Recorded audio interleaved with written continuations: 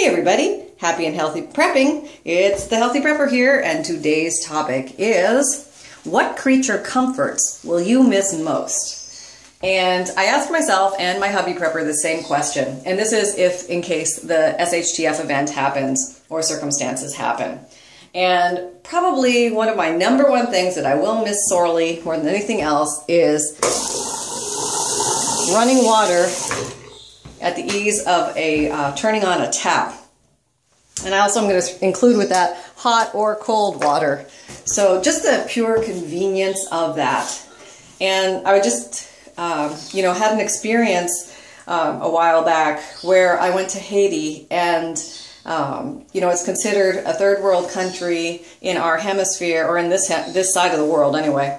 And it's something to consider when I never looked at our tap water in America as beautiful, clean, crystal water until I went somewhere else where it wasn't. And the appreciation factor for what comes out of the tap very easily, very quickly grew in my mind. I was so thankful for American tap water when I came back. And, even with all its chlorine and fluoride and all those horrible things, it still wasn't too bad. So clean running tap water, the ease of it, just being able to turn it on, getting hot or cold water pretty much instantly, that is a huge creature comfort for me. Number two for me would be clean clothes. I just love clean clothes. I mean, it seems like a kooky thing, and I can survive in dirty clothes if I have to for weeks on end in order to spare water and reserve and stuff like that. But, obviously it's not the most comfortable thing, and it would be so wonderful to have clean clothes.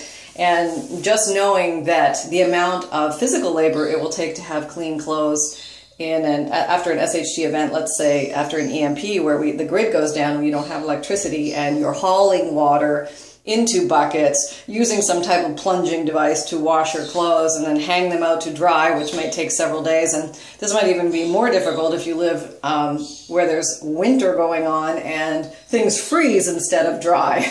So the ability to have clean clothes at ease, which it's funny because I grump about the laundry and such today, but when you really put it in perspective of what it might be like with the grid down, it's easy peasy.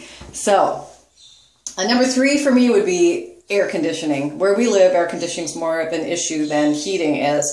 So without air conditioning, it would be very uncomfortable. Not unlivable, of course we could live. I mean, all our settlers who came here before us lived, but it would be downright uncomfortable. It would be stinky, sticky, nasty, and it would be just not pleasant.